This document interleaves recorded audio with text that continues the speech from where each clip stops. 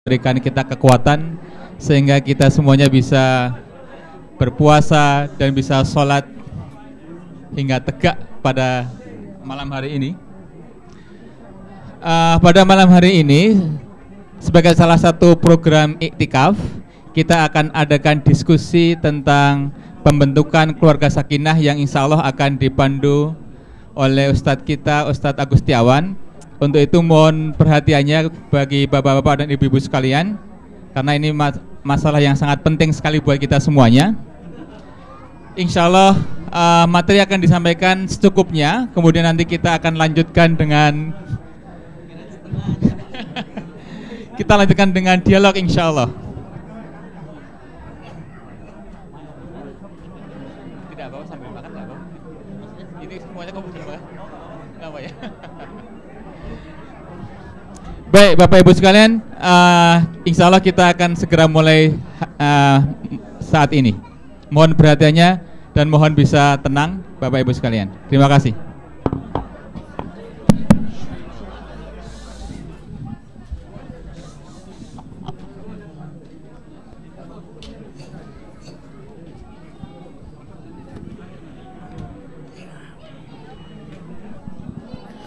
Bismillahirrahmanirrahim. Assalamualaikum warahmatullahi wabarakatuh. Innal hamdalillah nahmaduhu wa nasta'inuhu wa nastaghfiruh wa nastahdihi wa natubu ilaih wa na'udzu billahi min syururi anfusina wa sayyiati a'malina may yahdihillahu fala mudhillalah wa may yudlil falan tajida lahu waliyyan mursyida.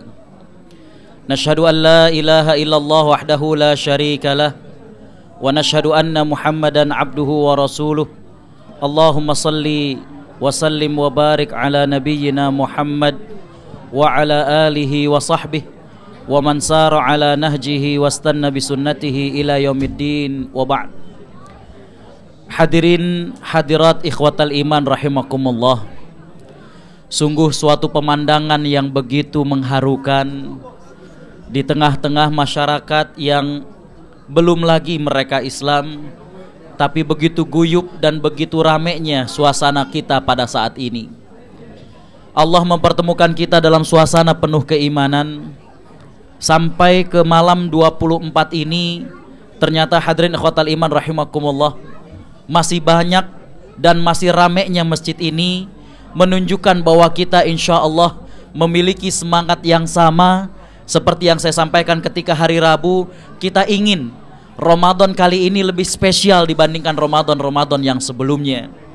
Kita ingin Ramadan kali ini memiliki makna yang lebih kepada diri kita dan juga masyarakat kita. Hadirin khotal iman rahimakumullah, salawat teriring salam semoga tercurah kepada junjungan kita Nabi Muhammad SAW, yang mana beliau mengatakan bahwa standar baiknya seseorang dilihat bagaimanakah pengakuan dari keluarganya. Hadirin khotal iman rahimakumullah, Nabi SAW bersabda, khairukum li ahli wa ana khairukum li ahli. Orang yang terbaik di antara kalian adalah yang terbaik kepada keluarganya, dan aku adalah orang yang terbaik kepada keluargaku. Artinya hadirin ikhwatal iman rahimakumullah, kalau kita datang suatu pertemuan, kita datang ke pengajian, mungkin kita bisa mematut-matut diri, bisa jaim istilah sekarang, ya. Tapi orang rumahlah yang tahu bagaimana kita sebenarnya. Bagaimana hadirin ikhwatal iman rahimakumullah, apakah diri kita termasuk orang yang baik, termasuk orang yang soleh? Bagaimana sholat malam kita, bagaimana kesabaran kita? Orang rumahlah yang tahu. Karena itu sekali lagi Nabi memberikan kriteria yang sangat unik, bahwa yang terbaik di antara kalian adalah orang yang terbaik menurut keluarganya, dan aku adalah orang yang terbaik menurut keluargaku. Hadirin khotal iman rahimakumullah, ada beberapa topik yang kita akan coba share, dan mohon maaf saya lihat ada beberapa di antara bapak ibu yang usia pernikahannya mungkin jauh di atas saya, ya. Bukan bermaksud untuk menggarami air laut atau ngajarkan hiber kamanuk, ya. Atau apa namanya, ngajarin terbang ke burung. Hadirin ikhwatal iman rahimakumullah, tapi ini sekedar share ya, untuk kemudian kita cari solusinya. Hadirin ikhwatal iman rahimakumullah ya. Topik yang pertama adalah Al-Quran dan As-Sunnah begitu memandang penting dengan namanya keluarga. Yang kedua, kita akan coba share tentang pilar-pilar dalam rumah tangga.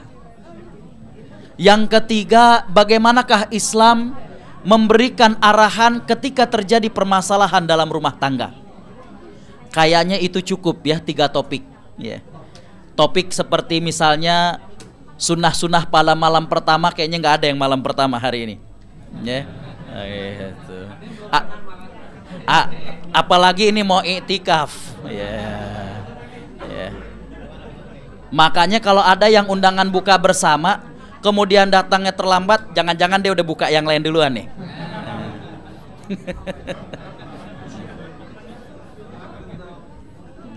Hadirin ikhwatal iman rahimakumullah, mengawali topik yang pertama, hadirin ikhwatal iman rahimakumullah, Sayyidina Umar bin Khattab pernah mengatakan bahwa sebuah peradaban diawali dari rumah tangga. Bukan sesuatu yang berlebihan ketika sahabat Umar bin Khattab mengatakan bahwa peradaban diawali dari rumah tangga. Bagaimana mungkin kita membicarakan sebuah peradaban ketika rumah tangga masih menyisakan pekerjaan rumah buat diri kita? Bagaimana mungkin orang mampu bekerja dengan tenang kalau ternyata hadirin ikhwatal iman rahimakumullah di rumahnya menyisakan banyak pekerjaan buat dirinya ya. Bagaimana seorang suami mau bekerja dengan tenang kalau ternyata hadirin ikhwatal iman rahimakumullah dia meninggalkan istri yang dia tidak tenang meninggalkannya. Begitu juga kebalikannya, seorang istri melepas sang suami bekerja tapi tidak sepenuhnya percaya ini suami nyampe ke kantor apa enggak ya. Jadi semuanya berawal dari rumah tangga ya. Makanya ada istilah sayur asem tuh ada 2. Ada sayur asem masakan orang Jakarta, ada sayur asem sayurnya biasa tapi dicemberutin sama bini. Sayur asem juga tuh.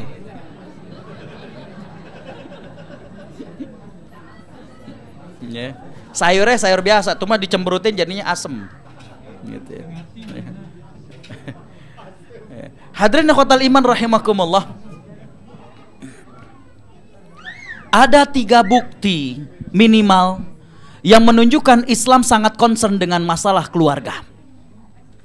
Yang pertama adalah bahwa porsi ayat Al-Quran dengan hadis yang bercerita dan bertopik tentang keluarga banyak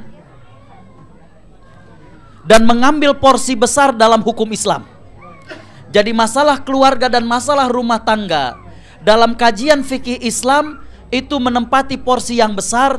Bahkan kalau kita ngambil studi untuk spesialisasi, ada spesialisasi tersendiri tentang masalah fikih ahwalus syakhsiyah, tentang bagaimanakah fikih rumah tangga. Berawal dari misalnya tentang khitbah atau lamaran. Hukum yang berkait tentang lamaran ini banyak. Contoh misalnya, adakah batas waktu untuk yang namanya lamaran? Ini udah ngelamar 2 tahun yang lalu, adakah batas waktunya? Ya.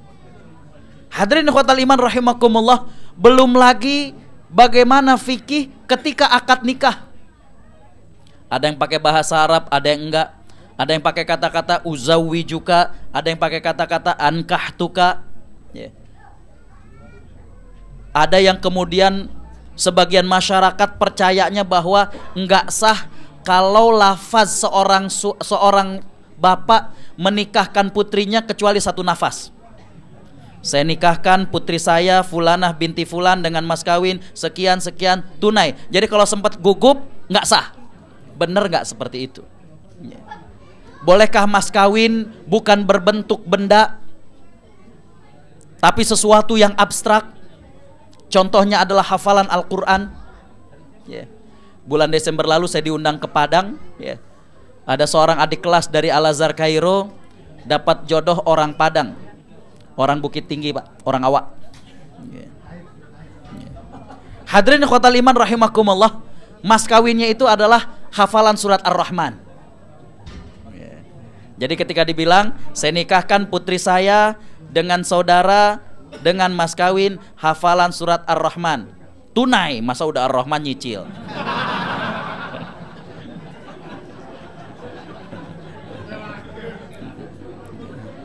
Habis kemudian dia bilang saya terima nikahnya gini, maka kemudian dia menyimak atau dia tasmik memperdengarkan hafalannya surat Ar-Rahman.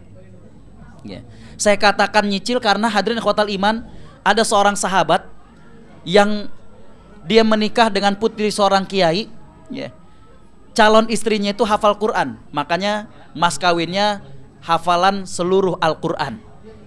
Cuma kalau hafalan seluruh Al-Quran dibayar tunai, kita nggak prasmanan. 30 juz ya. Tadi aja saya ngisi Madaniyah di sini dari pagi sampai sore. Jadi itu dibayar nyicil tiap malam menjadi imam pada sholat malam. Jadi hadirin ikhwatal iman rahimakumullah, itu fikih tentang akad nikah. Belum hadirin ikhwatal iman rahimakumullah, fikih tentang bagaimana resepsi pernikahan. Belum saya katakan tadi ada sunnah-sunnah malam pertama. Hadirin ikhwatal iman rahimakumullah, kemudian ada lagi hal-hal lain berkaitan tentang hadirin ikhwatal iman rahimakumullah, perceraian, hak asuh anak, harta gono gini dan lain sebagainya. Hadirin ikhwatal iman rahimakumullah, porsinya sangat besar dalam kajian fikih Islam, dan ini menunjukkan betapa Islam, Al-Quran dan Sunnah memandang penting yang namanya keluarga. Bukti yang kedua hadirin ikhwatal iman rahimakumullah, yang menunjukkan bahwa Islam sangat concern dengan masalah keluarga adalah Islam memberikan pahala yang besar bagi mereka yang mampu menjaga keluarganya. Dalam hadis riwayat Imam Ahmad, Nabi SAW mengatakan, yu'ta birrajuli yaumal qiyamah mithlu Uhud.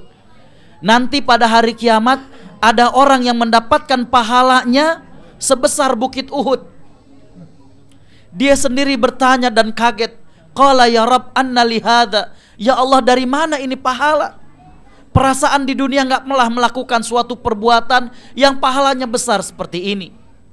Maka dijawab kepada orang tersebut, hadza bi barakati istighfari waladika lak. Ini adalah karena keberkahan istighfar anakmu kepada dirimu. Bagaimana mungkin anak bisa istighfar buat orang tuanya kalau kita tidak mendidiknya? Jadi Allah memberikan pahala yang besar bagi orang hadirin ikhwatal iman rahimakumullah yang mampu menjaga keluarganya. Bukti yang ketiga hadirin ikhwatal iman, betapa Islam concern dengan yang namanya keluarga adalah apa yang Allah Subhanahu wa taala firmankan dalam surat At-Tur ayat 21. Allah menyatakan, a'udzubillahi minasyaitonir rajim, walladzina amanu wattaba'athum dzurriyyatuhum biiman alhaqna bihim dzurriyyatahum. Dan orang-orang yang beriman diikuti oleh keturunan mereka yang beriman, maka kami akan kumpulkan mereka di surga. Jadi kenikmatan surga semakin lengkap hadirin ikhwatal iman ketika dinikmati bersama keluarganya. Tidak ada orang yang sangsi dan ragu akan kenikmatan surga. Tapi hadirin ikhwatal iman rahimakumullah, ketika orang beriman menikmati surga bersama keluarganya, merupakan kelengkapan atas kenikmatan tersebut. Inilah minimal 3 bukti bahwa Islam sangat perhatian dengan yang namanya keluarga. Poin pertama sudah. Yang kedua hadirin ikhwatal iman rahimakumullah, saya ingin menambahkan bahwa karena judulnya adalah rumah tangga sakinah, kata-kata rumah dalam Al-Quran hadirin ikhwatal iman rahimakumullah, atau lebih tepatnya dalam bahasa Arab itu ada 3 paling tidak. Ada baitun dari kata-kata bata yabitu yang artinya adalah tempat bermalam. Jadi rumah itu salah satu fungsinya adalah tempat bermalam. Yang kedua dari kata-kata darun, yaitu dari kata-kata daro yaduru, ngeliling. Jadi di rumah itu tempat orang keliling dari sumur ke dapur ke kasur. ti sumur, ka kasur, ka dapur, ya. Hadirin ikhwatal iman rahimakumullah, ada kata rumah dalam bahasa Arab yang ketiga adalah maskanun atau sakanun. Dari kata-kata sakana yaskunu artinya menempati atau bisa juga bermakna menjadikan ketentraman. Hadirin ikhwatal iman rahimakumullah, yang menariknya dalam Al-Qur'an Allah Subhanahu wa taala lebih memberikan perumpamaan. Rumah kita itu mestinya menjadi sakanun lahum, menjadi tempat yang menenteramkan bagi diri kita. Dan ketika Allah Subhanahu wa taala menggunakan istilah baitun, maka Allah Subhanahu wa taala menyatakan bahwa rumah yang paling lemah, rumah yang paling buruk, la baitul ankabut, adalah rumah laba-laba. Sedikit kita akan coba mentadaburi hadirin ikhwatal iman. Rumah laba-laba, sarang laba-laba, kalau dilihat dari fisiknya adalah rumah yang kokoh, kuat, ya. Bahkan kalau laba-laba tersebut memangsa hewan lain dan terjatuh pada sarang tersebut, maka bisa ditahan, ya, walaupun dengan sarang yang kelihatannya begitu tipis. Jadi sebenarnya secara kasat mata rumah laba-laba itu hadirin ikhwatal iman adalah rumah yang kuat secara fisik. Tapi kalau kita mentadaburi bagaimanakah perangai dari laba-laba, ternyata sang ratu ataupun induk dari laba-laba, setelah dengan lelakinya membangunkan rumah tersebut, maka sang laki-laki atau pasangan dari ratu tersebut akan dibunuh mati olehnya. Artinya Islam ingin mengajarkan kepada kita yang namanya rumah itu bukan hanya fisiknya, ya, tapi apakah mendatangkan efek kenyamanan dalam diri kita ataukah tidak, ya. Ada rumah gede tapi diisi oleh hati yang sempit, jadi sempit jadinya, ya. Saya teringat dengan sebuah puisi yang menyatakan bahwa rumah kita tidak luas, dia lapang adalah dada kita. Ada rumah yang kayaknya sempit, tapi orang yang tinggalnya lapang dadanya. Enak rumah kayak begini. Tapi rumahnya luas, diisi oleh orang yang hatinya sempit. Waduh, ya. Makanan segitu banyaknya juga, kalau tuan rumahnya asem aja, cemberut aja, jadi sayur asem tadi. Kagak nyaman kita makannya. Tapi rumahnya sederhana, tapi orang yang tinggal di dalamnya dengan hati yang lapang, tentram kita di dalamnya. Jadi poin kedua, ketika tadi bicara tentang masalah rumah, maka konsep rumah dalam Al-Quran adalah konsep sakanun, yaitu rumah yang mendatangkan ketentraman, kenyamanan bagi para penghuninya. Bukan saja baitun, bukan saja fisiknya yang bagus, tapi hadirin ikhwatal iman rahimakumullah, penghuninya diisi oleh orang yang sempit dadanya, ya. Makanya sering hadirin ikhwatal iman kita lihat di depan rumah, ya, biasanya mereka yang semangat dengan keislaman ditulis apa? Baiti apa jannati, ya, rumahku surgaku, ya. Saya bilang, ya, jangan memperburuk wajah surga. Tong agak goreng surga, ya. Ya. Mengapa demikian? Pas dibuka itu rumah, ih bau pesing. Surga mah nggak bau pesing. Depannya gede gitu, rumahku surgaku. Pas dibuka, masya Allah, cucian sebelah sana, setrikaan sebelah sini. Ampun, surga mah gak kayak gitu hadirin, ya. Mohon maaf, surga gak kayak gitu, ya. Jadi hadirin ikhwatal iman rahimakumullah, bagaimana orang yang berada di dalamnya itu nyaman, sehingga rumah kita menjadi surga sebelum surga yang sesungguhnya, ya. Jadi hadirin ikhwatal iman rahimakumullah, topik yang kedua sudah.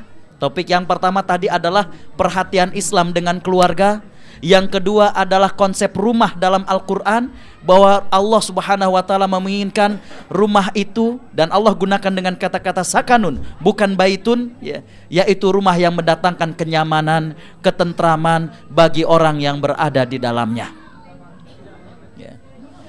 Poin yang ketiga hadirin ikhwatal iman rahimakumullah, ya, apa saja landasan berinteraksi dalam sebuah rumah tangga, ya. Hadirin ikhwatal iman rahimakumullah, ya. Ada suatu majalah edisi khususnya adalah tentang testimoni. Mereka-mereka yang mampu merawat cinta sampai 50 tahun lebih. Kalau istilah kita mah, hadirin ikhwatal iman rahimakumullah, ya, ulang tahun pernikahannya sudah ulang tahun emas katanya. Menarik testimoni mereka, hadirin ikhwatal iman rahimakumullah. Ya. Kalau kita lihat landasan interaksi sebuah suami istri atau sepasang suami istri, ya, maka hadirin ikhwatal iman rahimakumullah, yang pertama sekali dan utama adalah landasan keimanan. Ya. Baginda sallallahu alaihi wasallam mengatakan, tunkahul mar'atu li arba'. Perempuan itu dinikahi karena 4 hal. Ada karena cantiknya, karena keturunannya, karena hartanya, dan karena agamanya. Kata Nabi sallallahu alaihi wasallam, maka pilihlah yang beragama. Ya. Kalau tidak, maka akan celakalah tanganmu. Artinya hadirin ikhwatal iman rahimakumullah, ya, ketika kita mencari pasangan, sah-sah saja. Yang laki-laki mimpi wajahnya mirip Sahrul Khan. Wow. Ya. Ustadz, saya mah pengen suami yang wah kayak Sahrul Khan lah gitu. Yang perempuan juga begitu misalnya. Kayak siapa kalau yang perempuan? Saya nggak banyak kenal.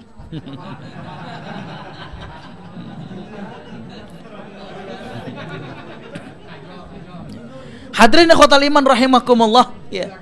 Tapi jangan lupa, perekat pertama itu hadirin ikhwatal iman rahimakumullah adalah karena faktor keimanan, adanya kesamaan visi kita kepada Allah Subhanahu wa taala. Ya. Hadirin ikhwatal iman, kalau mohon maaf sekali lagi, kalau orang melihat dari fisiknya, ini mohon maaf kalau mungkin terlalu kasar, ya. Ini saya dapat perumpamannya mah di Garut, mohon maaf kalau kasar, ya. Ya.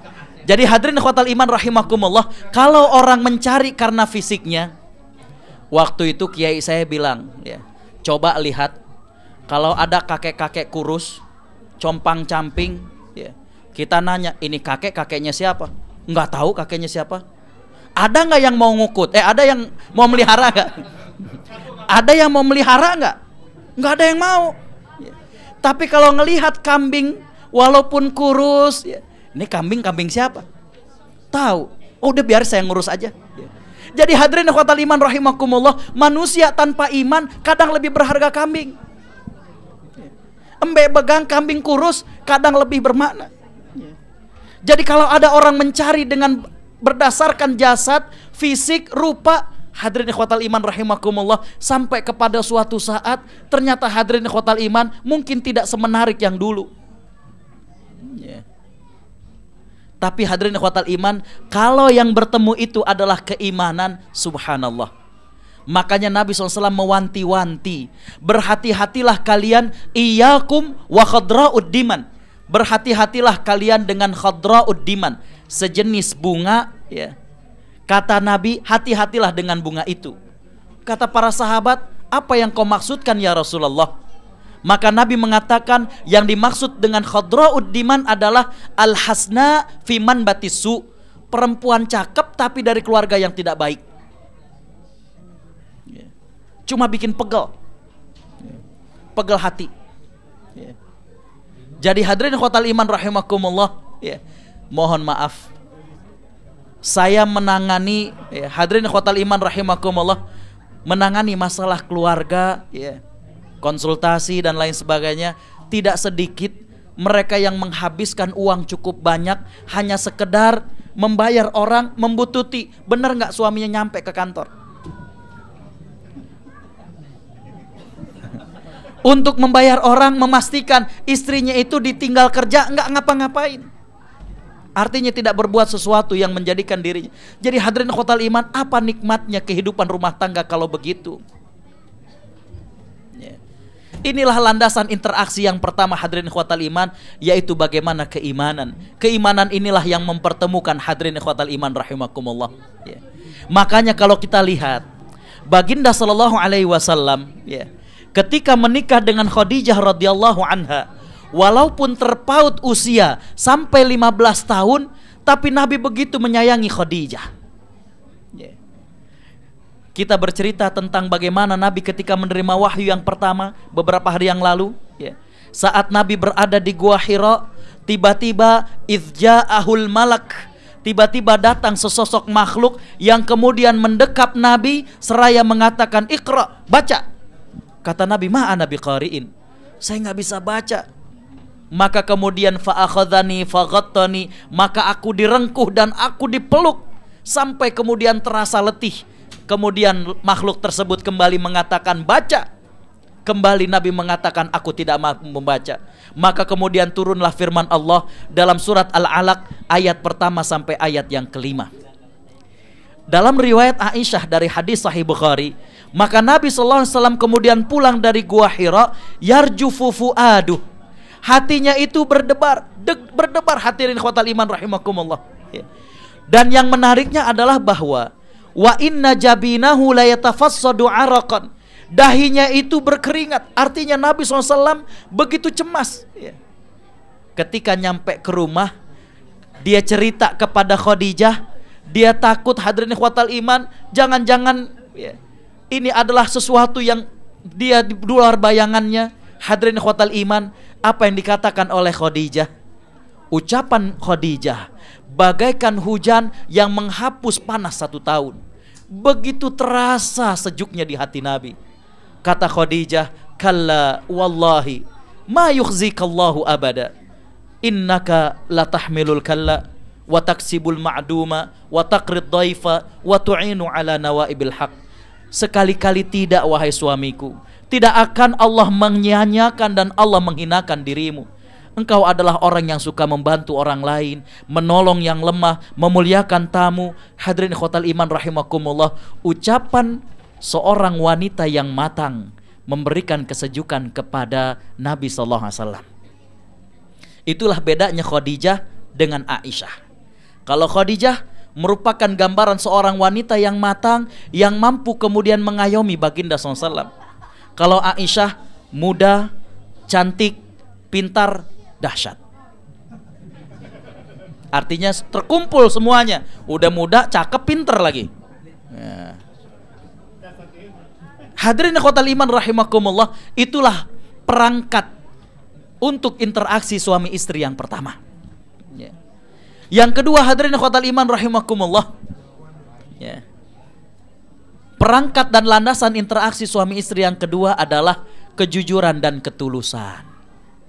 Ya. Hadirin ikhwatal iman rahimakumullah, kejujuran merupakan mata uang yang berlaku di mana-mana. Ya. Orang kalau jujur, hadirin ikhwatal iman rahimakumullah, akan mendapatkan beberapa hal. Yang pertama, hadirin ikhwatal iman rahimakumullah, adanya ketenangan antara pasangan. Ya. Makanya hadirin ikhwatal iman, dalam hadis Hasan bin Ali radhiyallahu anhuma, ya, beliau mengatakan, aku hafal beberapa pesan dari kakekku, yaitu Nabi SAW. Di antara pesannya itu adalah da'ma yaribuka ila ma la yaribuka. Tinggalkan yang meragukanmu menuju apa yang tidak meragukanmu. Hadis riwayatnya Bukhari, tapi kemudian Imam Tirmizi kemudian menambahkan riwayat tersebut bahwa Nabi berpesan kepada Hasan setelah kalimat tersebut, fa inna sidqa tuma'ninah wal kadzibu ribah. Karena sesungguhnya yang namanya kejujuran itu mendatangkan ketentraman, dan yang namanya bohong itu mendatangkan keraguan-raguan. Orang kalau jujur enak, kalau nggak jujur, waduh, pah pinjam handphonenya dong, mau ngapain sih? Takut dibaca SMS-nya. Ya Bu ya? Ya. Ini Facebook pakai ada passwordnya Pak, apaan sih? Ya. Takut Bu, takut ketahuan. Ya. Ya. Ya. Jadi hadirin ikhwatal iman rahimakumullah, kalau orangnya jujur itu kan enak, tenang. Ya. Kalau ini sih Masya Allah, dipinjam handphonenya takut, dipinjam laptopnya takut, ya. Ya. Apalagi dipinjam apanya Bu? Pinjam dompetnya kata bapak-bapak, ya. Takut digesek. Ya. Ya. Ya. Apalagi ya sekarang alhamdulillah musim dingin. Ntar kalau musim panas katanya dolar cepat nguap. Hadirin ikhwatal iman rahimakumullah, ya. Yang kedua, orang kalau jujur selain adanya ketenangan, maka hadirin ikhwatal iman, orang yang jujur itu berkah. Ya. Hadis dari Hakim bin Hizam, hadirin ikhwatal iman rahimakumullah, ya. Nabi SAW mengatakan ya, al-bayyi'ani bil khiyar. Penjual dan pembeli punya hak untuk memilih apakah mau melanjutkan jual beli ataukah tidak. Kata Nabi SAW, fa in sadaqa wa bayyana burika fi bai'ihima.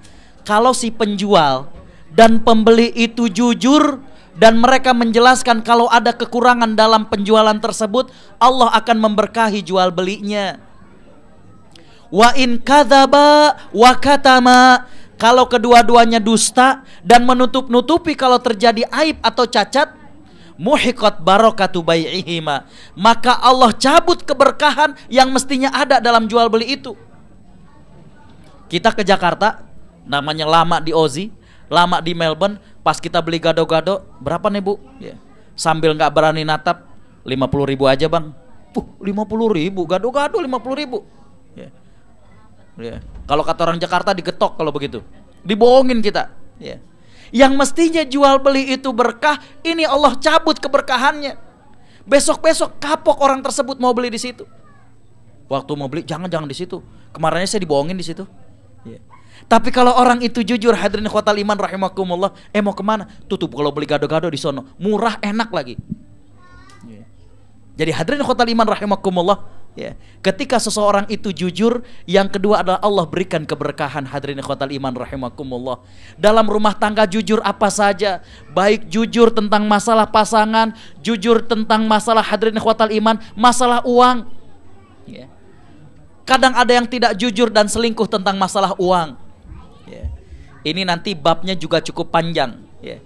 Ustadz, kalau seorang wanita kerja, dia punya penghasilan, apakah uang dia mesti dicampur dengan uang suami ataukah tidak mesti? Ya, itu jadi kemudian banyak inian. Ya. Ya. Ya. Mungkin seseorang itu nggak kerja, yang sering jadi pertanyaan, Ustadz, uang di Centerlink buat saya dan anak-anak itu hak saya atau saya mesti izin kepada suami? Ya, itu yang sering ditanyakan. Mudah-mudahan di sini nggak ada. Ya. Ya. Ya. Hadirin ikhwatal iman rahimakumullah. Ya. Tapi kembali bahwa kejujuran inilah ya, yang akan menjadi perekat dalam hubungan suami istri. Ya.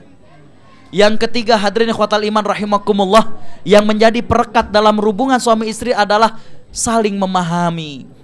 Ya. Saling memahami merupakan hal yang sangat penting hadirin ikhwatal iman. Allah menciptakan laki-laki dan perempuan memang berbeda. Ya. Kalau ada yang mungkin kuliah di bidang fisiologi, mohon maaf kalau saya keliru. Ya. Hadirin ikhwatal iman rahimakumullah, secara fisik manusia saja, laki-laki dengan perempuan sudah berbeda. Ya. Cara berpikir laki-laki dengan perempuan saja sudah berbeda. Ya. Kalau wanita, itu dikatakan ketika seorang wanita menghadapi masalah, maka bagaikan bor keluar. Apa ini disebutnya? Sentrifugal atau apa? Jadi bagaikan bor keluar.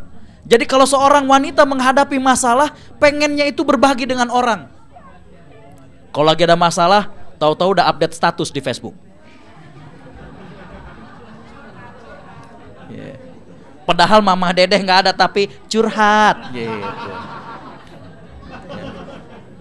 Ya. Pagi-pagi udah telepon, Jeng tahu nggak? Gitu.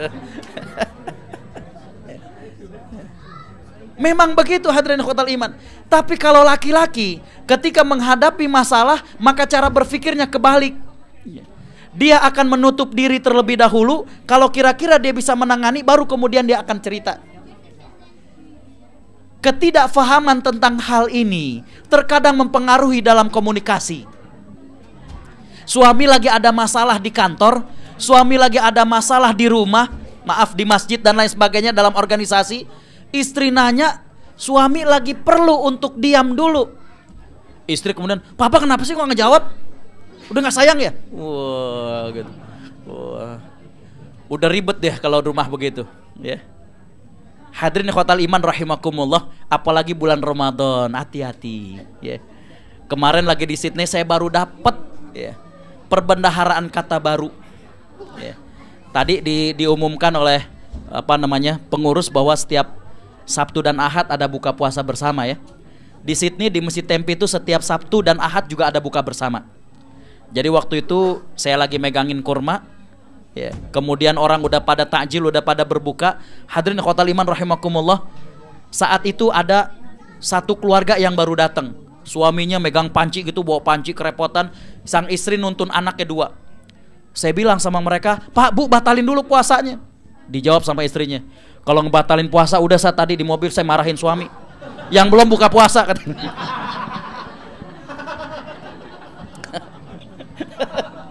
Saya bilang, saya bengong ya. Masya Allah, Ustadz diajarin. Bener ya. Jadi kalau batalin puasa udah tadi di mobil. Suami marah-marahin suami maksudnya gitu ya. Yang belum buka puasanya, kalau batalin puasa udah. Jadi ternyata beda ya kalau di Australia itu antara ngebatalin puasa dengan buka puasa. Saya baru tahu itu. Ya, ya, jadi oleh-oleh ya buat nanti pulang, ternyata memang kosakatanya beda. Ya. Dan saya baru tahu kalau di Australia jenis kelamin itu ada 3, man, female, dan disable. Jadi kalau ke toilet tuh laki, perempuan, nah ini jenis kelamin mana lagi nih gitu. Itu ada di sini, di Indonesia nggak ada.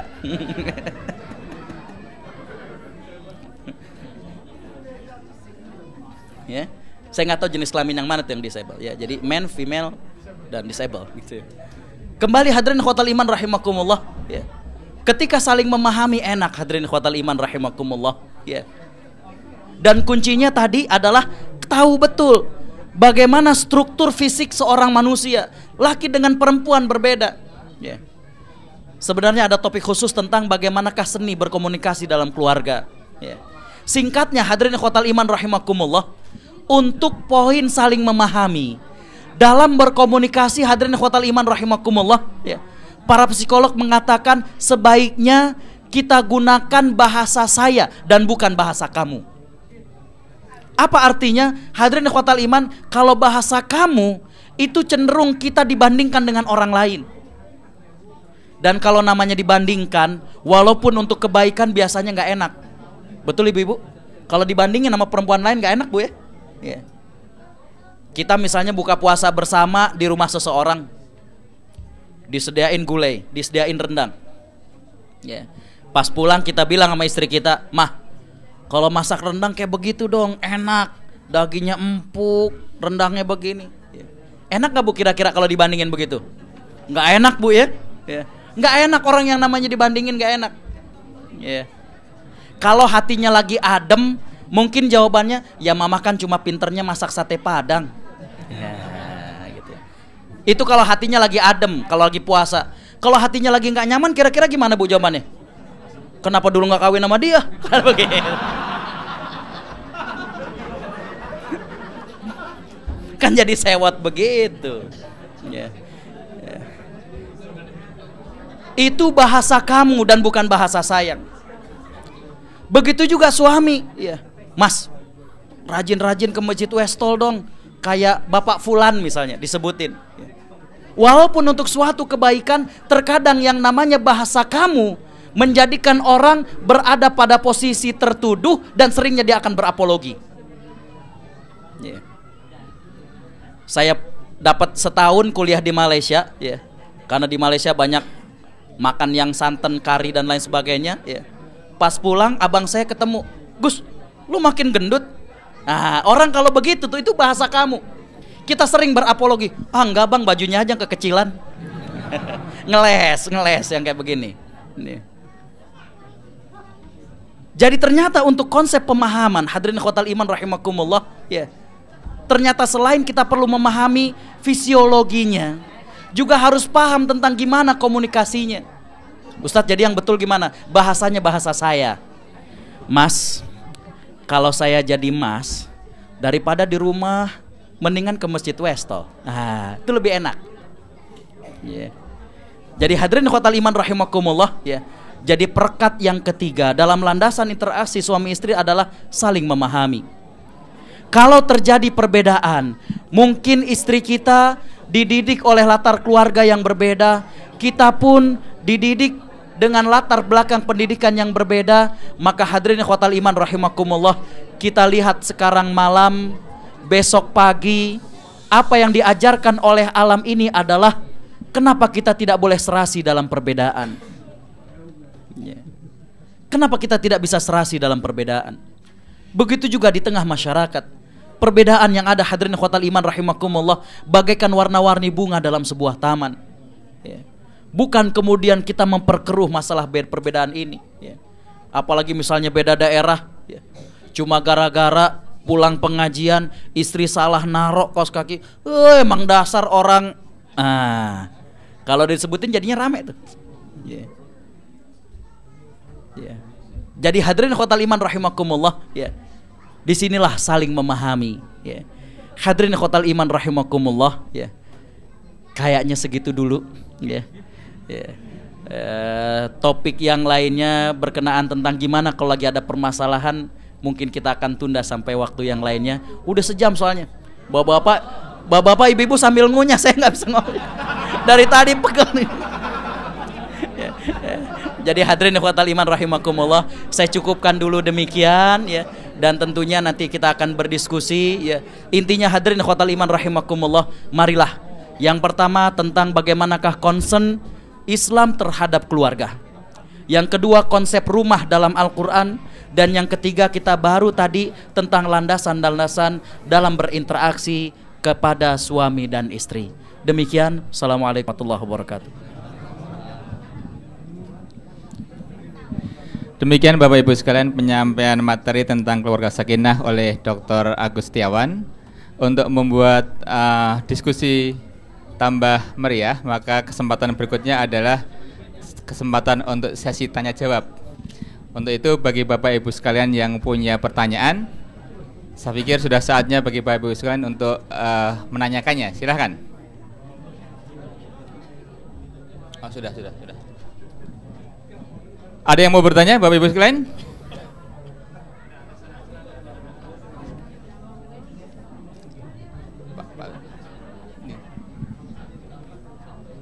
Yeah, it's not working.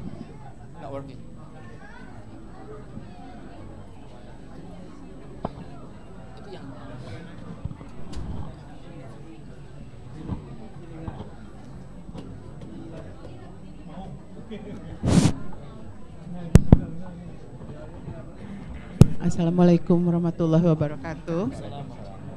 Ustadz tadi belum selesai waktu menjelaskan tentang kalau kita bekerja, penghasilan kita itu milik kita atau milik suami juga.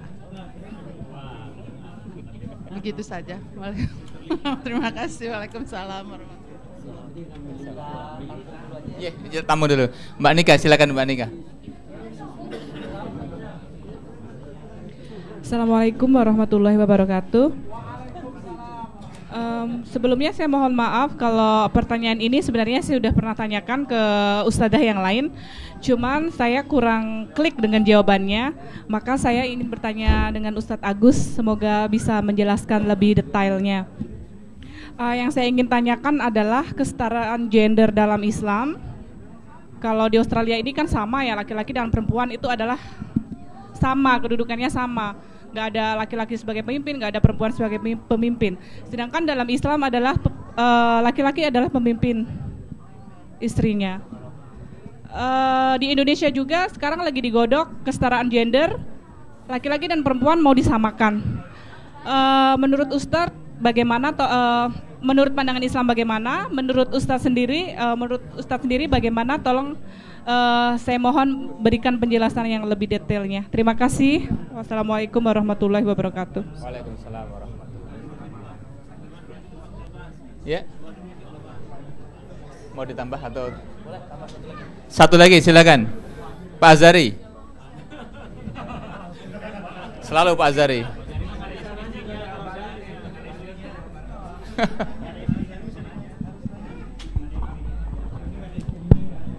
Assalamualaikum warahmatullahi wabarakatuh. Saya tadi nanya Ustadz, ini Ustadz tudung saya sebetulnya. Baik. Tadi menyangkut dengan pertanyaan kedua soal gender dan perempuan. Saya ingin lebih luas lagi, mungkin bisa Ustadz jelaskan. Hari ini dunia melihat hak asasi manusia sebagai payung, sementara kebanyakan para pemikir yang bergerak bidang HAM, hak asasi manusia, melihat agama sebuah segmen dalam koridor HAM gitu, kode human right. kalau kita lihat sebaliknya sebenarnya bahwa hak asasi manusia itu hanya sebagai segmen kecil dari konteks agama sebenarnya. Ini kita balik. Jadi kalau dunia barat melihat hak agama hanya satu bagian kecil dari HAM, sementara dalam konteks Islam adalah HAM hanya bagian kecil dari siklus agama begitu. Saya ingin mendapat penjelasan dari Ustadz yang sudah lama di Kairo begitu.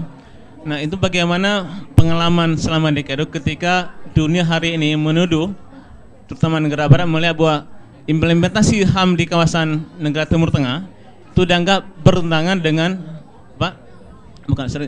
pelaksanaan hukum Islam di negara Timur Tengah itu dikatakan oleh negara barat itu bertentangan dengan HAM. Ini mohon penjelasan bagian Ustaz. Terima kasih. Terima kasih. Jadi sementara 3 terlebih dahulu, nanti dilanjutkan dengan sesi berikutnya. Silakan Pak Agus. Bismillahirrahmanirrahim. Bapak Ibu yang Allah Subhanahu wa taala rahmati, ya. Pertanyaan-pertanyaannya menarik, ya. Dan yang berkaitan tentang konsep rumah tangga sakinahnya justru tidak banyak disentuh, ya. Berarti insya Allah sudah faham, ya.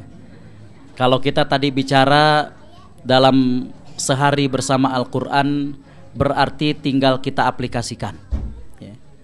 Cuma jangan sampai kemudian kita terjebak kepada apa yang disebut dengan tamattu fikri, kepuasan olah akal saja, ya. Karena hadirin ikhwatal iman rahimakumullah, ya, kalau kita terjebak kepada kepuasan mengolah akal, maka sebenarnya inilah yang kita lihat hadirin ikhwatal iman, jauh-jauh hari Nabi sudah mengatakan laukana dinu birra'yi lakana asfalal khuffi aula bil mashi min a'lahu. Kalau agama ini semuanya dengan akal, mestinya bawahnya khuf itu lebih utama untuk dibasuh ketimbang atasnya. Padahal kalau kita pakai khuf, itu kan yang dibasuh cukup atasnya. Kita aja mohon maaf yang kentut pantat, yang diusap muka, yeah. Jadi kadang bukan demikian. Hadirin ikhwatal iman rahimakumullah, berkaitan dengan pertanyaan yang pertama adalah bahwa, yeah, kita belum masuk tentang masalah hak dan kewajiban suami istri, yeah. Maka ketika kita sampai kepada poin kewajiban suami istri, yang menjadi kewajiban suami adalah memberikan nafkah, pakaian, dan tempat tinggal yang layak. Standar layaknya para ahli fikih mengatakan sangat sesuai dengan tergantung kepada 2 hal. Tergantung kepada kondisi dan situasi. Artinya nggak bisa dong kita di sini kemudian kita kasih bekal kepada istri kita 1 juta nih. Kok 1 juta mas? Di Jakarta udah banyak tuh. Nah, jadi disesuaikan dengan kondisi. Yang kedua, disesuaikan dengan kemampuan sang suami.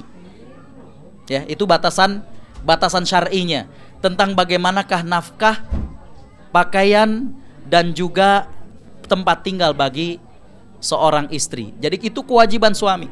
Dengan demikian hadirin ikhwatal iman rahimakumullah, sebenarnya ketika seorang wanita berpenghasilan bukan merupakan tuntutan bagi dia. Ini merupakan kemuliaan batin untuk bersama dalam sebuah rumah tangga. Nah, hadirin ikhwatal iman rahimakumullah, saya ingin mengatakan bahwa terkadang kita budaya timur, ya, kurang menentukan masalah mana hak, mana harta istri, mana harta suami. Terkadang kita tabu. Kita kan udah satu keluarga, masa ada istilah harta istri, harta suami, Ustadz?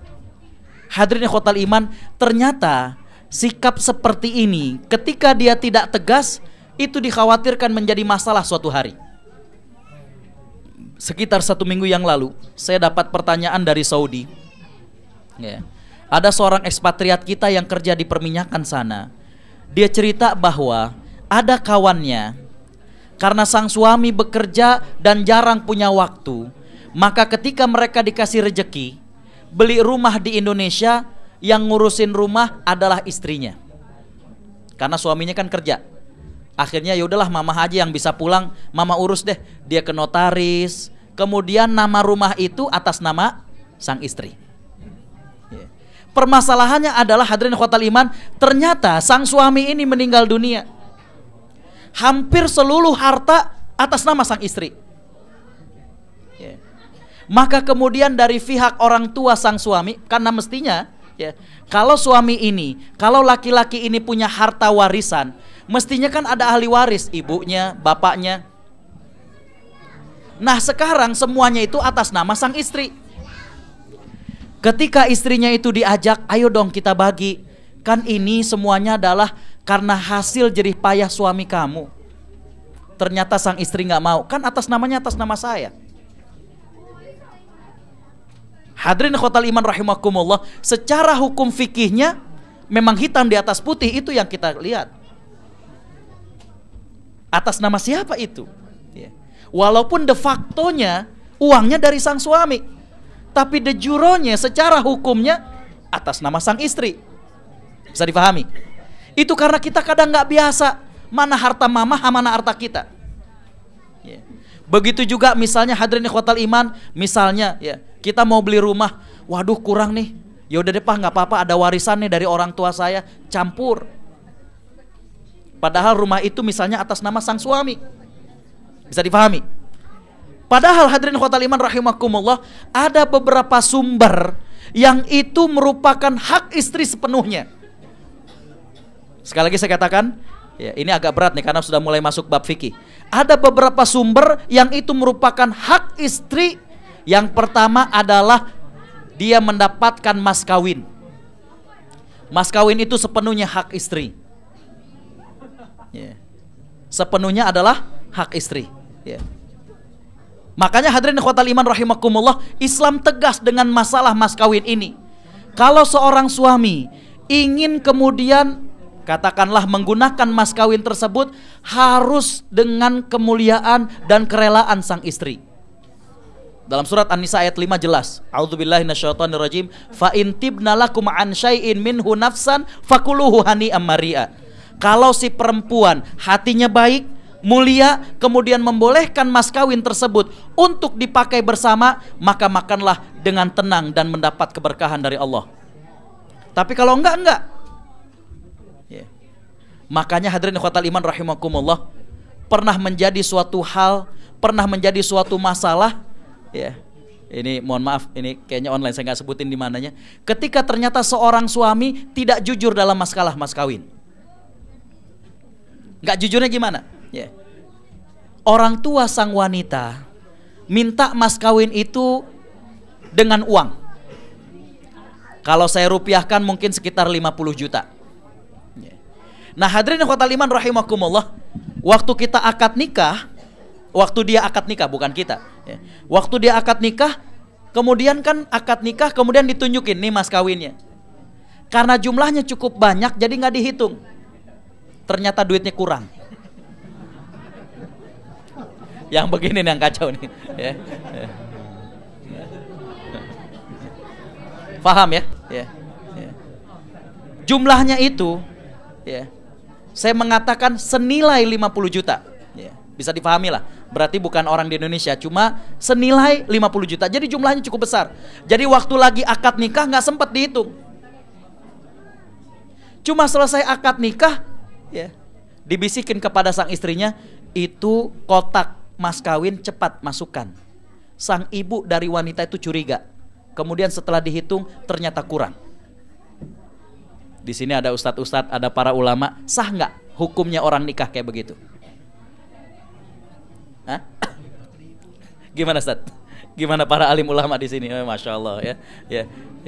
Ikhtalafal ulama ya, berbeda pendapat kayaknya ulama di Westall nih. Ya. Hadirin khotal iman rahimakumullah ya. Kembali saya ingin sampaikan bahwa ya, mas kawin itu hak murni seorang istri. Yang kedua, ini karena kita ngebahas tentang hak murni seorang istri adalah hadirin khotal iman, warisan. Ya. Dia mendapatkan warisan dari orang tuanya, maka hadirin khotal iman, itu hak murni dia. Kalau ingin digabung hartanya dengan kita, itu karena kemuliaan hati sang wanita tersebut. Kalau enggak, seorang suami tidak bisa memaksakan.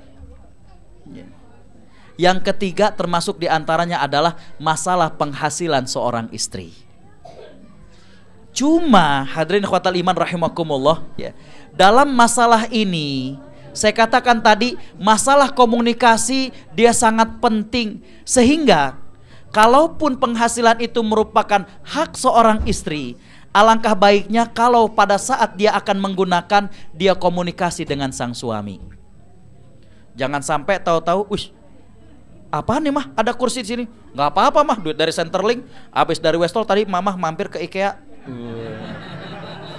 Sering lewat jadi tahu, masuk sih belum pernah. Cuma sering lewat dari sini ke Cirebon, sini Cirebon, Kregeben gitu ya. Sering lewat. Bingung bacanya, saya baca aja Cirebon, Kregeben. Jadi hadirin ikhwatal iman rahimakumullah, jadi walaupun itu hak dia, tetap alangkah baiknya kemudian dikomunikasikan. Agar rumah tangga kita jangan jadi rumah tangga pasar. Yeah. Tahu rumah tangga pasar? Jadi ada beberapa tipe rumah tangga. Yeah. Ada diantaranya rumah tangga pasar. Rumah tangga pasar tuh saling tawar. Yeah. "Ah, papa juga kemarin begitu, mama begini." Nah, itu rumah tangga pasar tuh. Yeah. Jadi saling nahan gitu ya. Yeah. Mama jemput anak-anaknya, "Enggak ah, papa kan dari tadi." Gitu. Jadi yang bagus itu rumah tangga masjid, fastabiqul khairat. Yeah. Itu nanti babnya lain lagi. Ya.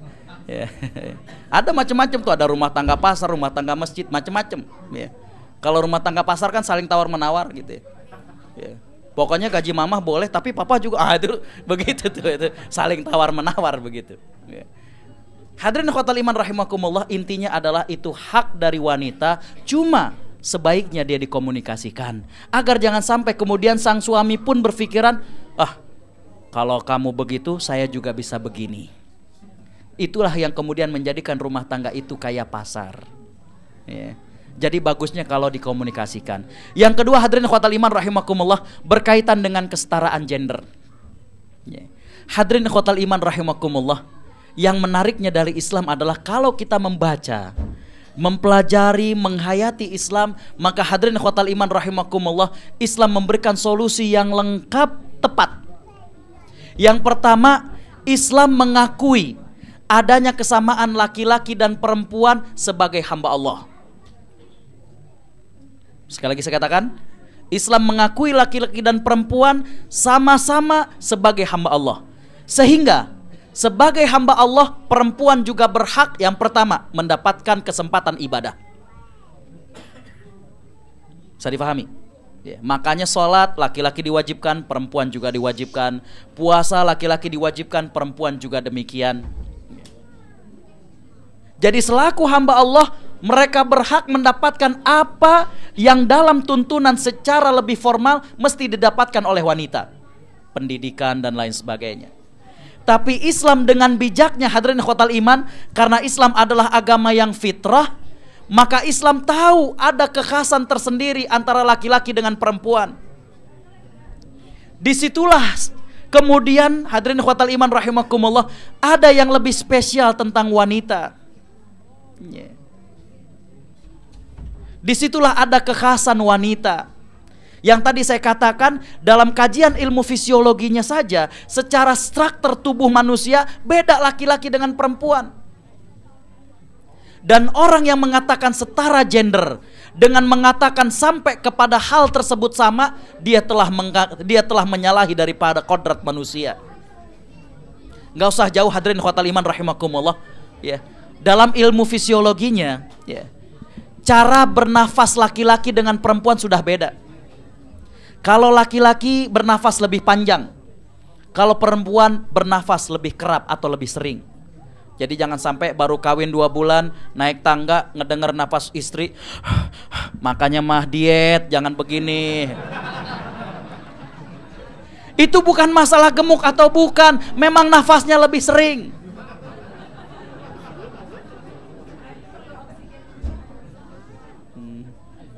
Ini sih baru kawin 3 bulan ya, rumahnya flat, naik tangga, ngedengar istrinya, makanya mah diet gitu. Bukan begitu, memang nafasnya lebih sering. Tadi struktur otaknya pun beda, cara mengatasi masalahnya pun beda. Maka itu hadirin ikhwatal iman rahimakumullah, ada kekhasan tersendiri. Itu yang tidak difahami oleh kalangan yang mengusung kesetaraan gender. Dan hadirin ikhwatal iman rahimakumullah, sebenarnya ambigu sekali. Ya. Ketika bulan Mei kemarin saya ada di Sydney, ya. Itu hadirin ikhwatal iman rahimakumullah, kan lagi rame tuh waktu itu tentang masalah ya ini.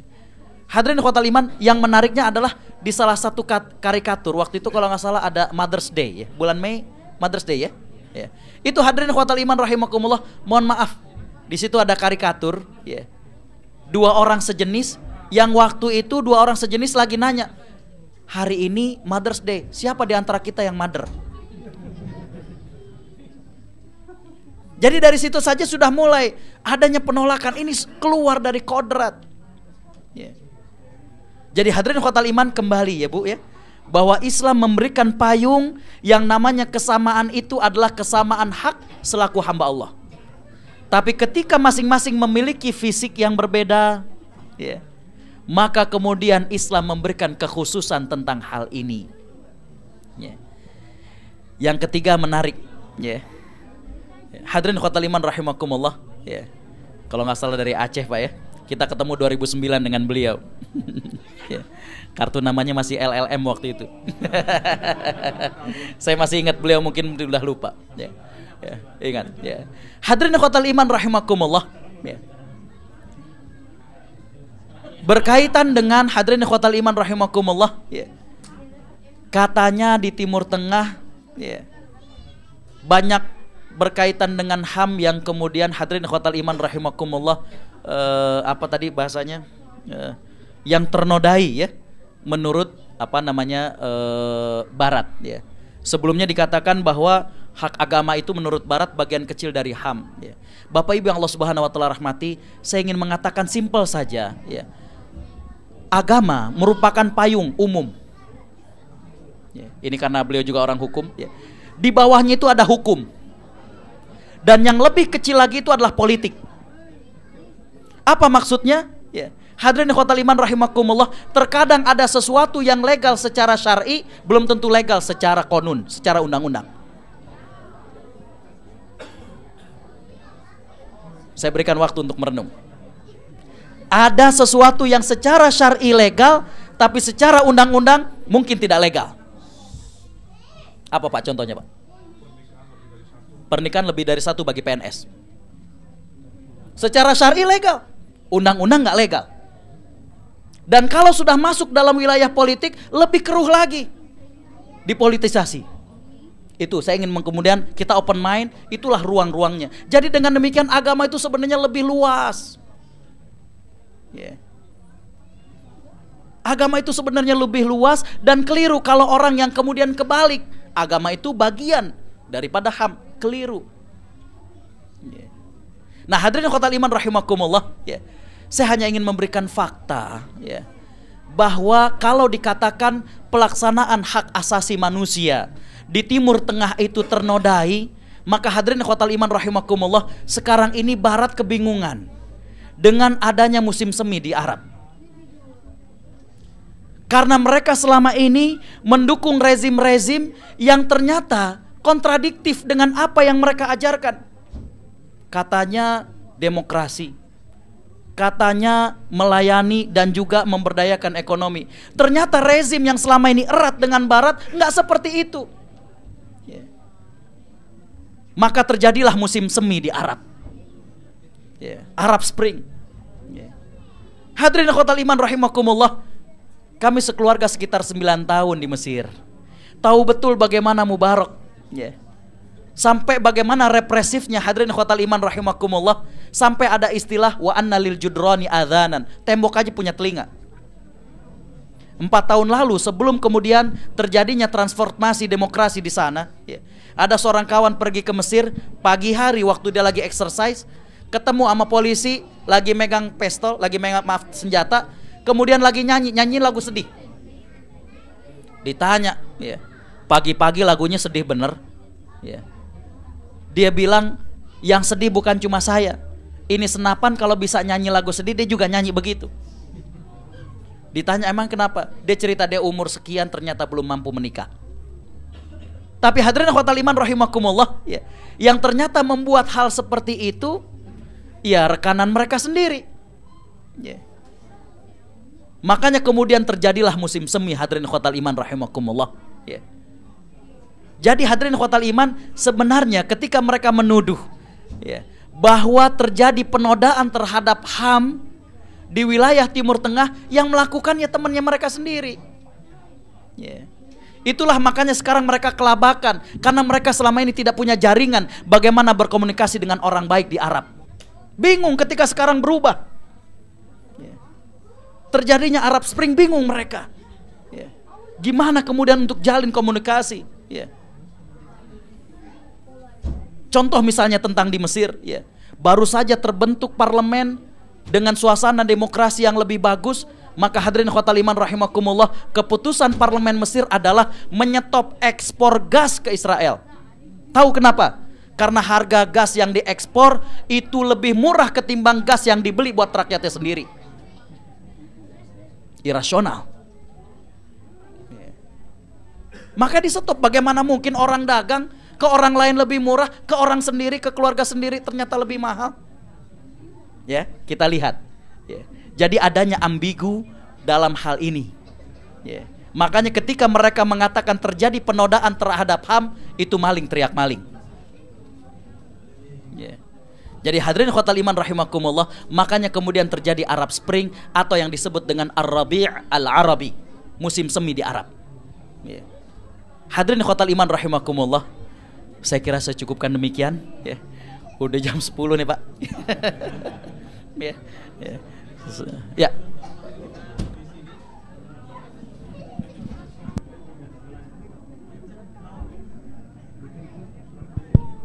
Saya kira kelemahan kita di umat Islam, Pak Agus,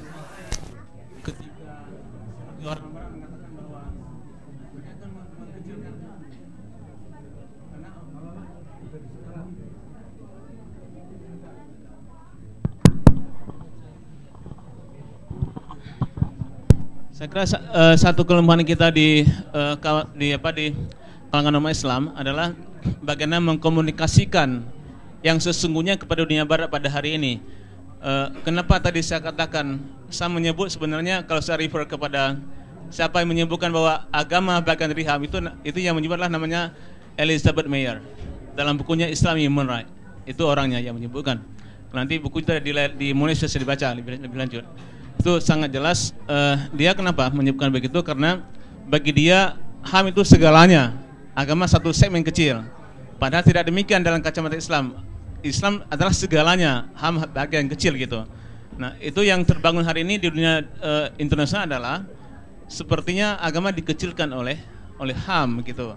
Nah, padahal yang sesungguhnya sebaliknya, cuma kita tidak belum berhasil mengkomunikasikan ke dunia barat bahwa inilah sesungguhnya terjadi. Nah, ini kelemahan kita pada hari ini, tidak mungkin belum mampu mengkonter isu-isu yang hari ini menjadi ghazul fikri, sehingga kita terus terpojokkan begitu. Nah, saya kira itu kelemahan kita di sini pada hari ini. Terima kasih.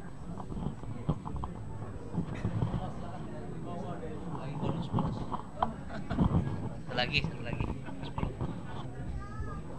Silakan Bu.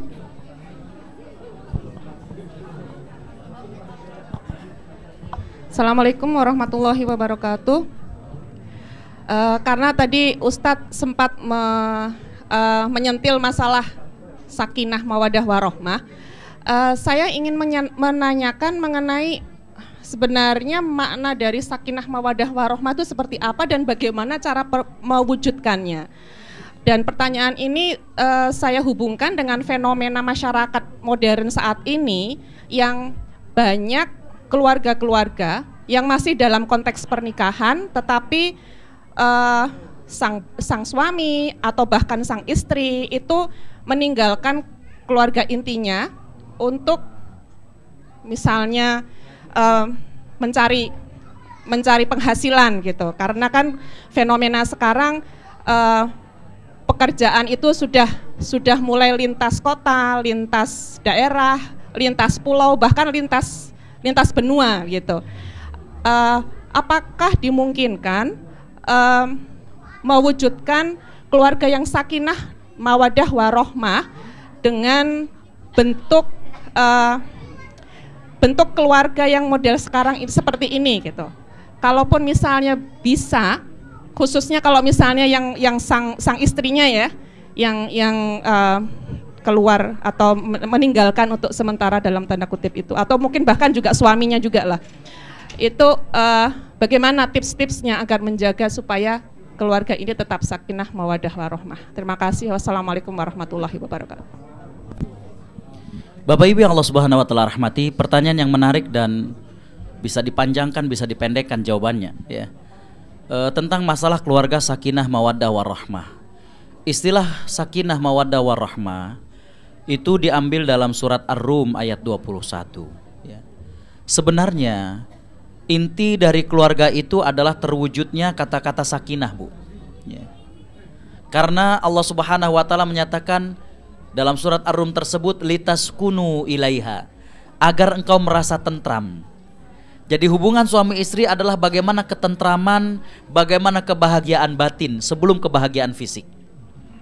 Lalu kemudian Allah menyatakan wa ja'ala bainakum mawaddah, baru ada kata-kata mawaddah. Yang kedua warahmah, dan juga rahmah.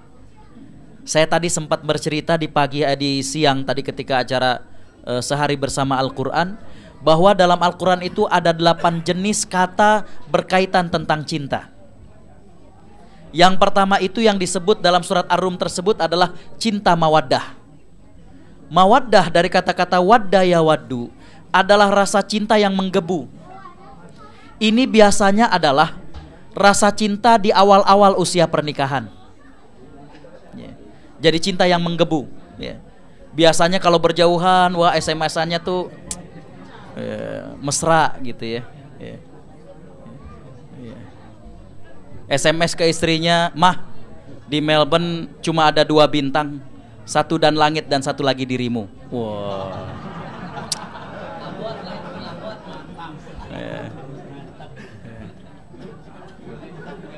Keluar dari pengajian di sini udah SMS-an, mah nanti tolong ambilkan kacamata di mobil, kacamata hitam. Kenapa emangnya, Pak? Aku khawatir silau melihat kecantikan dirimu. Wow. Udah deh, gitu.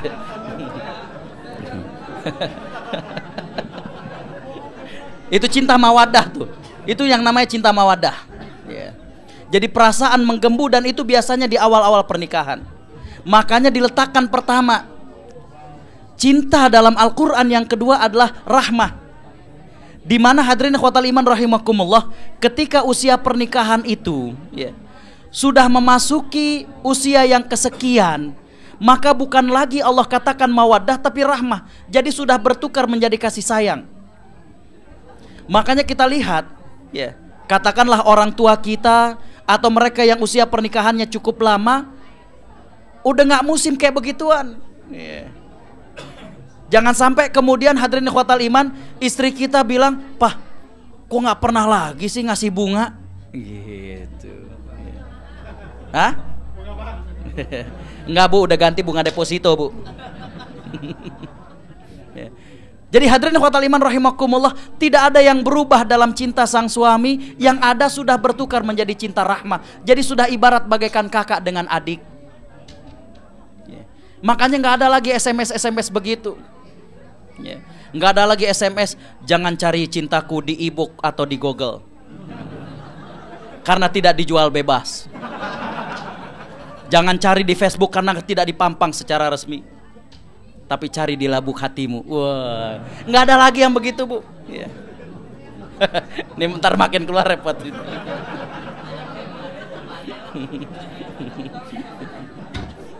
Itu kalau kata orang Jakarta, lebay, Bu, yang begitu, Bu.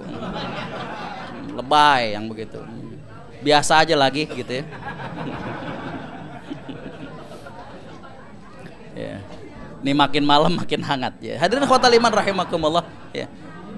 Yang ketiga ya, ini sekedar ngebedain aja ya. Yang ketiga, cinta dalam Al-Quran itu disebut dengan ra'fah ya. Dalam ayat tentang zina, Allah Subhanahu wa taala mengatakan wala ta'khudhukum ra'fatun fi dinillah. Jangan sampai rasa cinta itu mengalahkan hukum Allah Subhanahu wa taala.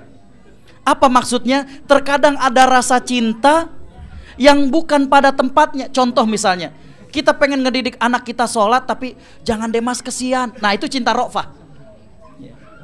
Mestinya harus kita paksakan. Ada ungkapan seorang ibu yang begitu terkenang di saya. Dia cerita, Ustadz, saya suami istri kerja, tapi alhamdulillah sejak kecil saya biasakan anak saya untuk sholat.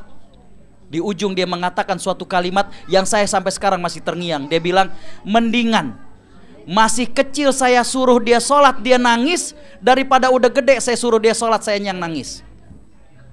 Dalam kata-kata itu. Paham ya? Mendingan lagi kecil kita suruh dia nangis, mungkin sholat juga baru 1 rakaat, habis sujud nggak bangun-bangun lagi gitu. Ya namanya anak-anak. Ya. Kata dia, mendingan lagi kecil saya suruh sholat dia yang nangis, ketimbang nanti ketika udah besar saya suruh sholat saya yang nangis. Itu cinta rofah, Bu. Yang terkadang ya, cinta ini menghalangi kita terhadap suatu kebenaran. Pengen ngedidik anak, aduh kesian deh, ada rasa nggak tega. Ya. Ngelatih dia wudhu, oh dingin gitu. Ya. Nggak apa-apa. Ya. Ya. Nah yang 5 lagi nantilah kalau suatu saat lagi ya. To be continued ya. Soon ya insyaallah. Ya. Ini pertanyaannya karena ingin menjawab bahwa kata-kata sakinah mawaddah warahmah itu sebenarnya itu merupakan gambaran usia pernikahan. Yang terpenting adalah sakinahnya. Ya. Nah hadirin khotal iman rahimakumullah. Ya. Kembali bahwa kalau ditanya tentang bagaimanakah ya, yang kemudian menjadikan sebuah rumah tangga itu sakinah, hadirin khotal iman itu tadi, Bu. Dasarnya adalah keimanan, saling terus terang dan jujur, saling memahami ya. Nah sekarang kalau kemudian hadirin khotal iman rahimakumullah, saya paham pertanyaannya adalah bagaimana kalau ternyata kerja suami kadang ya, merentasi bukan saja tempat tapi juga ya, daerah dan bahkan benua ya. Maka hadirin khotal iman rahimakumullah, kembali kepada poin ketiga tentang masalah pemahaman. Adakah suami istri mereka mengedepankan kewajibannya ataukah tidak? Artinya apakah kewajiban dia bisa dia tunaikan atau tidak? Kewajiban tentang masalah nafkah, masalah yang lain-lainnya, hadirin ikhwatal iman rahimakumullah. Karena itu berkaitan tentang hal ini, kata kuncinya adalah apakah ya, mereka mampu memenuhi kewajibannya ataukah tidak ya. Kalau sudah ada di antara pilar-pilar kewajiban itu yang kemudian tercederai, maka inilah yang biasanya mengganggu dalam kehidupan rumah tangga. Ya. Kemarin sebelum Ramadan kami datang. Sebelum Ramadan kami juga hearing dengan pihak KJRI di Sydney. Kami beberapa organisasi ya, dan juga beberapa ustadz datang ke KJRI karena memang mereka juga mengundang ya. Kita ada program dakwah ke penjara-penjara, Bu. Ya. Karena beberapa masyarakat kita itu masuk penjara memang mereka nggak ngerti. Jadi mereka kena delik, mereka menyelundupkan orang secara ilegal ke dalam Australia. Ya. Itu biasanya mereka daerah ya, Batur Urang juga. Jadi saudara kita juga orang-orang yang dari daerah Jawa Barat, mereka sebagai nelayan, tiba-tiba ada kapal, boleh nggak ya, anterin kita. Ya. Jadi mereka menjadi nahkoda, ada satu lagi menjadi ininya, tahu-tahu ketangkep. Yeah. Nah hadirin khotal iman rahimakumullah, salah satu yang kita pendampingan adalah bagaimana pendampingan ini kita berkomunikasi dengan keluarganya. Karena tidak sedikit yang kemudian rusak rumah tangganya karena sang istri beranggapan ini suami pergi berlayar nelayan kok nggak pulang-pulang. Dia nggak tahu bahwa suaminya kena penjara. Yeah. Jadi mereka nggak tahu. Nah inilah kemudian ya, kemudian peran kita selaku saudara, baik saudara selaku muslim maupun saudara selaku satu bangsa ya, untuk kemudian memberikan bantuan kepada mereka. Nah kembali kenapa saya ceritakan itu, karena ada suatu poin tentang kewajiban mereka yang ternyata dianggap oleh istrinya sudah tidak bertanggung jawab, akhirnya menjadikan rumah tangga mereka kandas. Jadi intinya adalah bahwa apakah tanggung jawab itu, kewajiban tersebut bisa ditunaikan ataukah tidak. Ya. Dalam suami istri, maka suami istri yang ingin sakinah, maka hadirin ikhwatal iman rahimakumullah, tanggung jawab ini mesti dipenuhi. Ya. Singkat, tanggung jawab atau kewajiban suami yang pertama menggauli dan bagaimana memperlakukan istrinya dengan baik. Itu kewajiban suami yang pertama. Dalilnya jelas dalam surat An-Nisa, wa'ashiruhunna bil ma'ruf. Ya. Bagaimana memperlakukan istrinya dengan baik. Ya. Yang kedua, di antara kewajiban suami adalah nafkah. Tadi udah kita singgung sedikit. Ya. Hadirin ikhwatal iman rahimakumullah, begitu juga dengan kewajiban istri. Bagaimana kewajiban istri adalah melayani suaminya dengan baik, taat kepada suaminya. Ya. Makanya Nabi SAW sampai mengatakan, ya, kalaulah aku boleh memerintahkan seseorang sujud kepada orang lain, pasti aku akan memerintahkan wanita sujud kepada suaminya. Ini bukan sesuatu yang kemudian berlebihan, yang ingin disampaikan adalah taatnya. Ya.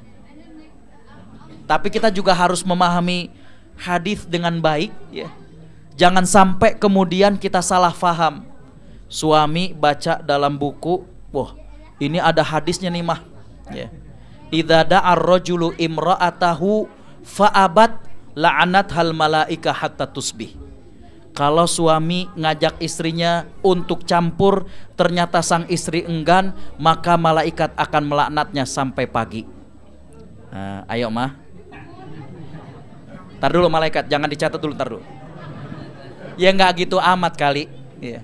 Pemahaman hadis itu tidak seperti itu, hadirin. Ya. Ya. Bagaimana kalau sang istri ternyata betul-betul letih, sakit, ya. Makanya belajar hadisnya yang lebih dalam. Ya. Sehingga tidak salah kaprah, ya. Sehingga kemudian kita juga tidak lancang mengatakan kepada Islam, oh kok begini begitu, ya. Terkadang kitanya yang salah memahami, ya. Jadi hadirin ikhwatal iman, kembali bahwa, ya, untuk masalah, ya, yang kerjanya merentasi jauh tersebut, maka pertanyaannya adalah apakah dia bisa melakukan kewajibannya kepada pasangannya? Apakah pasangannya tersebut ridho dengan keadaan itu? Ya. Ini semuanya menjadi faktor yang kemudian apakah keluarga tersebut bisa tetap dikatakan sebagai keluarga sakinah ataukah tidak? Ya. Wallahu a'lam. Hadirin ikhwatal iman rahimakumullah, demikian saja, jazakumullah khairan. Assalamualaikum warahmatullahi wabarakatuh. Bapak Ibu sekalian, demikian pemaparan materi tentang keluarga sakinah oleh Pak Agus. Dan sengaja tidak semuanya disampaikan karena insya Allah masih ada satu pertemuan lagi dengan Pak Agus. Jadi don't miss it, jangan sampai kehilangan waktu tanggal hari apa Pak? Selasa ya? Hari Selasa insya Allah. Dan jangan khawatir Bapak Ibu sekalian, insya Allah mulai besok pagi kita kedatangan tamu juga dari Indonesia, Bapak Profesor Dr. Yunhar Ilyas. Beliau doktornya adalah gender dalam Islam. Tentu saja